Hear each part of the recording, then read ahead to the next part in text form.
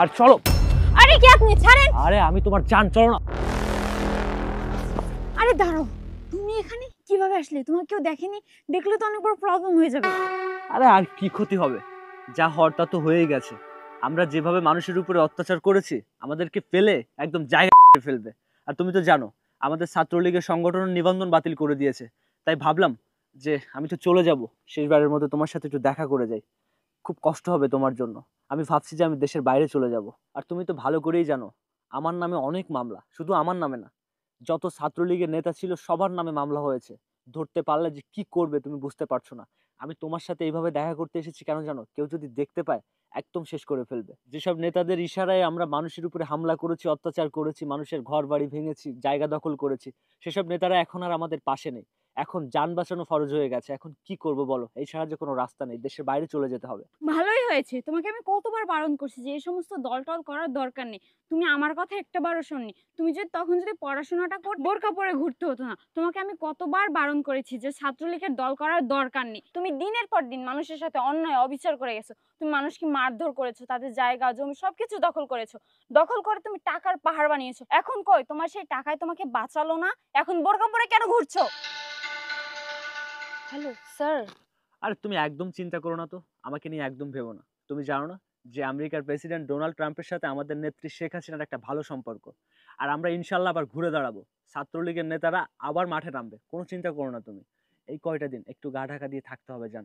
নির্লজ্জ বেহায়া, লজ্জা শরম কোনো কিচ্ছু নেই। যে নেত্রী নেত্রী করছো সেই নেত্রীর জন্যই তো রাস্তায় বোরকা পরে ঘুরছো, আবার নেত্রী নেত্রী করছো। হ্যাঁ হ্যালো, লোকেশন ঠিক আছে, আমরা রেডি আছি। ওকে। এই দাঁড়াও, কে যেন আসছে, বোরকা পরো বোরকা পরো। কি বলো? আরে কে যেন আসছে, বোরকা পরো তাড়াতাড়ি। এই তোমরা কারা? এখানে কি করতেছো? মানে আমি আমার বান্ধবীর সাথে কথা বলছি। তোমার বান্ধবী হলে বাসায় এনে নিয়ে যাবা, এত রাত এখানে কি রাস্তার মধ্যে দাঁড়িয়ে কথা বলতেছো? তাতে আপনার কি? এত কিছু আমি আপনাকে বলবো কেন? আমার বান্ধবীকে আমি কোথায় আনবো কি না আনবো এত এত কথা আপনি জিজ্ঞাসা করেন কেন? আমার কি মানে বুঝলাম না।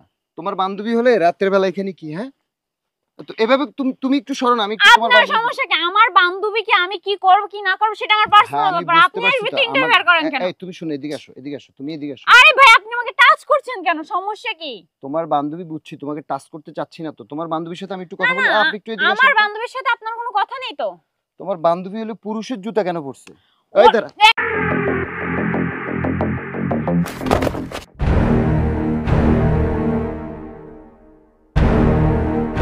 কিরে, কোথায় পালাচ্ছিস? চল। স্যার, পালানোর অনেক চেষ্টা করেছিল, ধরে ফেলেছি। এই তোকে অনেক খুঁজেছি। তোকে এমন কোনো এলাকা, এমন কোনো জায়গা নেই, খুঁজতে খুঁজতে কিন্তু আমরা ক্লান্ত হয়ে পড়ছি। অনেক পরে গিয়ে ধরা খেয়েছিস।